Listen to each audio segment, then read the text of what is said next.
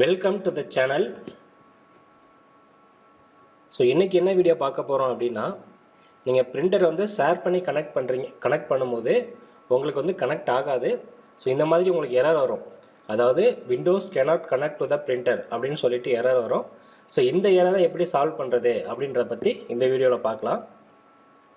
So இதுக்கு வந்து host machine அதாவது நீங்க சிஸ்டத்தோட எந்த பிரிண்டரோட எந்த சிஸ்டம் டைரக்டா கனெக்ட் பண்ணிருக்கீங்களோ அந்த சிஸ்டத்துல தான் இப்போ வந்து நம்ம சொல்ற செட்டிங்ஸ் வந்து செய்யணும்.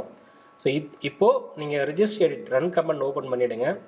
ரன் ஓபன் பண்ணிட்டு ரெஜ் எடிட் REG எடிட் அப்படின்றத கொடுத்துட்டு ஓகே பண்ணுங்க. ரெஜிஸ்டர் எடிட்டர் வந்து ஓபன் ஆகும். ஸோ இதுல வந்து இந்த பாத் வந்து எக்ஸ்ட்ராக்ட் பண்ணுங்க. HK local machine system current control set control print. So இந்த பாத் வந்து எக்ஸ்போர்ட் பண்ணிட்டு பிரிண்ட்ன்ற இடத்துல வச்சுட்டு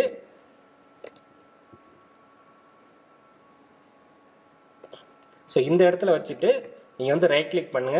ரைட் கிளிக் பண்ணிட்டு நியூ கொடுத்துட்டு டிவர்ட் 32 பிட் வேல்யூ இதை வந்து கிளிக் பண்ணுங்க.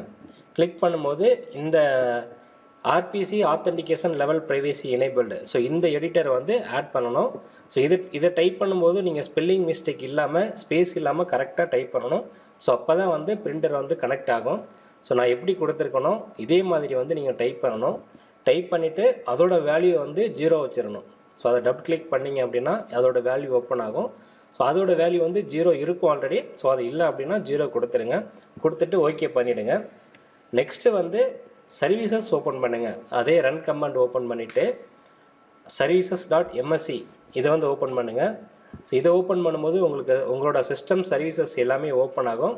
இதுல வந்து பிரிண்ட் ஸ்பூலர் அதை அப்படின்னு சர்ச் பண்ணுங்க. சர்ச் பண்ணிட்டு இங்க பிரிண்ட் ஸ்பூலர் செலக்ட் பண்ணிட்டு இங்கே மேலே பார்த்தீங்கன்னா ரீஸ்டார்ட் த சர்வீசஸ் அப்படின்னு இருக்கு. ஸோ இதை வந்து ரீஸ்டார்ட் பண்ணுங்க.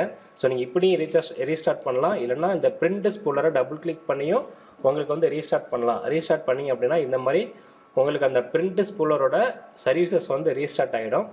ஸோ இப்போ இந்த ஹோஸ்ட் மிஷின்ல செய்ய வேண்டியது இவ்வளவுதான். ஸோ ரெண்டு இதுவுமே நீங்க வந்து செஞ்சிடணும்.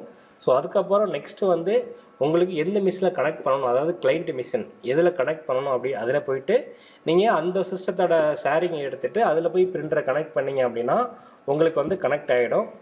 ஸோ இப்படி தான் வந்து இந்த ப்ராப்ளம் வந்து சால்வ் பண்ணுறது. ஸோ இந்த வீடியோ வந்து உங்களுக்கு கண்டிப்பாக யூஸ்ஃபுல்லாக இருக்கும் அப்படின்னு நினைக்கிறேன்.